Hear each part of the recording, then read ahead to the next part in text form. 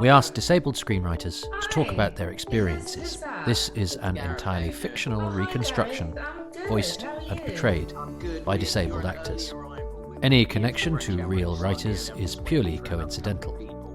No writers were harmed in the making of this film. Here now, and it looks like Cole's here as well, so we can pretty much get underway. Great. Hi, do you mind if we say our names before we start, just so I can put the voices to the names? Sure, Gareth here. Thanks. Okay. Oh, yeah. Eden, yeah. And I'm Margot. Welcome to Breakout Room 1. Yay! The idea here is I'd love to get feedback from people sort of on how you feel about Zoom kind of meetings about access on Zoom, etc., compared to meetings in the real world. How do you find that? If we could perhaps go around the screen. It's speaking. I think, I was at a really good story conference recently where the person who was moderating wasn't creatively involved. I think they were really good at spotting when someone was trying to speak, whereas if writers are in charge, they get caught up creatively, and then the ideas can move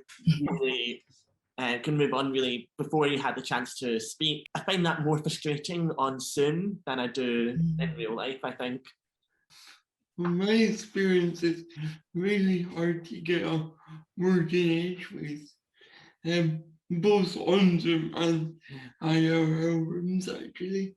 I think we need to look at how people contribute, and if there's a system maybe which ensures everyone gets their chance to speak. Yeah. Hi, it's Margot speaking. I haven't quite worked out how to do the raised hand thing on Zoom, but I think there is a keystroke combination, but as I say, I haven't quite worked it out yet. But in the real room, it's the same for me as well. But once the structure's been set up, I feel much more confident about deciding when I want to contribute. Yeah, I mean, sometimes, things are always a little bit of common sense, aren't they? Yeah. Hey. No, Breakout room. No, I want a theme tune for the breakout room. A bit of an arrival noise. It needs to be like that kind of thing where, Loose Women, the active theme tune sounds like what it is. Hey, Cara, like Loose Women. Breakout room. We're breakout room 2. Hi guys. Useful just to sort of say, if we go around, maybe say our names. Hello, I'm Shirley. Hi, I'm Echo. Hi, I'm Lisa. Hi, I'm Cara. Hi, I'm Mandy. Brilliant, guys. I realised I should have led that in a more accessible way for everybody. This is Breakout Room 2 to talk about the difference between Zoom writers' rooms and in real life writers' rooms. One thing I really noticed is that Zoom breaks are so much shorter than in real life. And in real life, I can go to a coffee house or get a coffee ready made for me, but in my own house, it takes me an awful lot longer. So it really doesn't work for me to have a shorter break. Mandy? Yeah, I think the thing for me is that breaks need to be enforced. So we're not in a situation where, oh, no, we'll go with the flow. So we can just carry on and maybe finish early. Yeah. That's not good enough. People might have medication to take or just need a screen break to ensure their creativity and their energy levels. Yeah, definitely.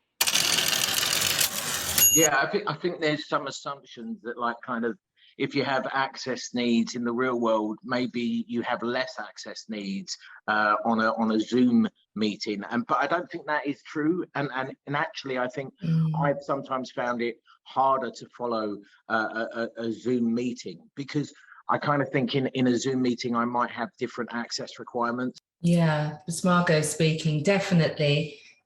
I find that when people type things into the chat section of the screen, that my screen reader is always trying to play catch up and it misses things. So I don't always get to to know what's going on. So, yeah. And that's not like reality.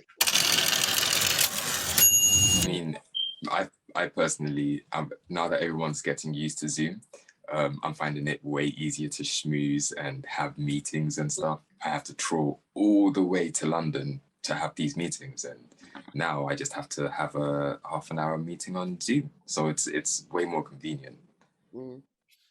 I did a writer's room once that was a hybrid meeting, but what that actually meant was everyone else was in the room and I felt completely outside of the conversation and unable to contribute.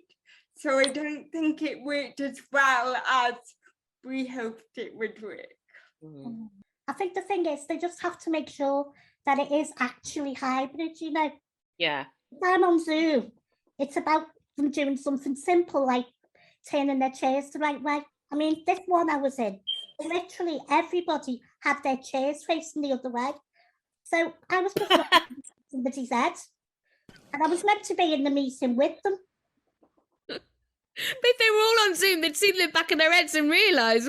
That's a little bit of a basic rule, isn't it? But remote working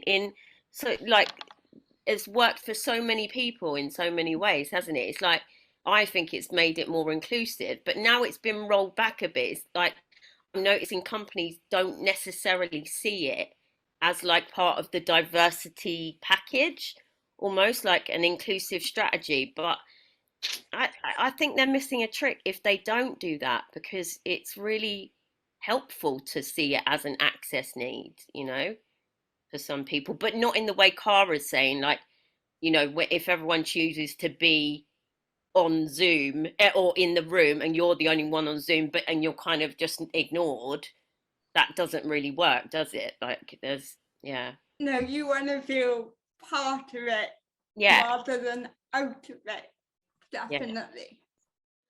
Yeah, I did one where I was just on an enormous telly and they wheeled me round, which made much more sense. Because I was definitely part of it. Sorry, Echo. No, I said you can't be ignored that way. No, exactly. You should have been. We should have created a hologram version. Yeah. Oh, wow. Like something out of the Big Bang Theory. Didn't they do it as Elvis as well? So you could have a bit of a song first. I never know when to interject, and usually it's too late. Keeping speaking. It's also like depends on the quality of the captions as well. So sometimes, you know, especially in Zoom, they're really can be quite bad and they don't pick up on the words. So sometimes I miss out information, or there's that delay thing as well, that you get information 5 seconds later and then they've moved on and you haven't had the chance. That's one of the things I find really hard about contributing ideas.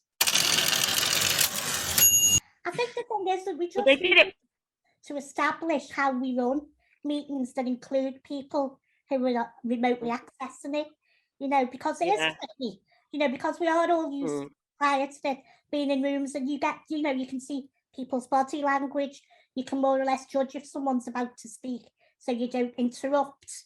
And I think they're more difficult things on Zoom, but we just need to keep using it and get better at it, I think. Yeah, totally.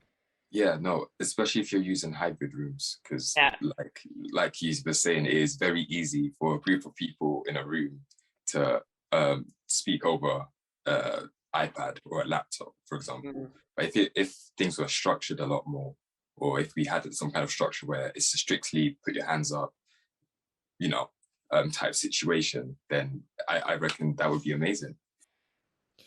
Yeah, brilliant. That is such a good point, Echo. All right, I'm just aware the countdown has started. We need to look at how we're going to feedback. Echo, I am volunteering you to start because of that really good point earlier.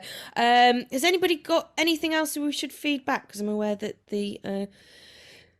how are we supposed to be doing this, guys? Is anybody supposed to be leading? I don't know. Well, it looks like we're going anyway, so I always think I'm going to be sucked down a chute. Cast: Cara Riedel, Shirley Houston, Kieran Stewart, Colin Young, Echo Otu, Gareth Berliner, Lisa Hammond, Mandy Colleran, Margot Cargill. Directed by Nikki Miles Wildin. Producers Shirley Houston, Lawrence Clark. Editor Rebecca Boyd.